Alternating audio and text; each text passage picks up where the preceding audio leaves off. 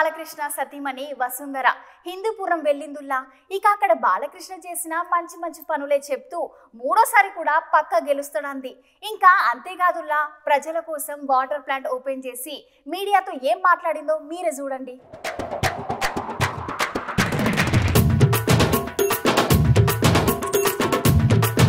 Hindupuram MLA Balayya sir వాళ్ళ ఇంటైమే Vasundhara madam Hindupuram పోతే అక్కడ సైకిల్ పార్టీ లీడర్లు మాటకం సెండు పూలు చల్లుకుంటా ఏమన్నా స్వాగతం పలికినరా. అబ్బా ఘన స్వాగతం పలికినరు పో. ఇట్లా స్వాగతం పలుకుంటా ముందల పెద్ద పెద్ద పాటలు వచ్చే బాక్సులను పెట్టి కదిలి రండి తెలుగుదేశం కార్యకర్తలారా అనే పాటను పెట్టుకొని టౌన్లకు దొలికపోతుంటే 100 సైకిళ్లు కలిసి ఒకటే క్యాప బెల్లు కొట్టినంత సప్పుడైంది పో. ఈ సప్పుడకు చెవులలో గిల్లు అన్నవి. ఆ మాత్రం కాదా, మొదలే బాలయ్య సార్ ఇంటైమే ఒట్టిగా సినిమాలో చూసే సీటీలు కొడితే సీటీ మొత్తం మారుమవుతుంది. అట్లాంటిది సార్ వాళ్ళు ఇంటైమని అభిమానుల ముంగలు ఉంటే ఇక చిన్నగా ఉండదు మురిపం. ఇక ఇదంతా మీరిగిన ఒకసారి చూడుర్రి.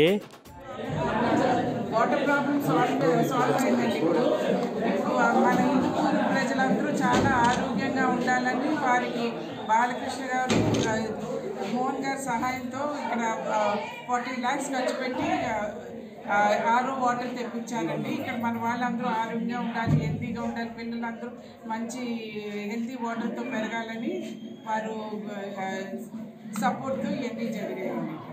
చెప్పండి అభివృద్ధి గురించి. ఎమ్మెల్యే బాలకృష్ణ గారు బాలకృష్ణ గారు హిందూపురాన్ని చాలా అభివృద్ధి చేశారండి. ఇక్కడ హాస్పిటల్ కానీ మన వాటర్ సమస్య కానీ ఎంతో కష్టమైన వాటర్ సమస్య తీర్చారు.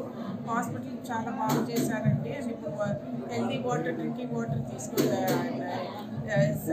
ప్రారంభించారండి. సో అన్న క్యాంటీన్ రన్ చేస్తున్నారు, ఆరోగ్య రన్ చేస్తున్నారు.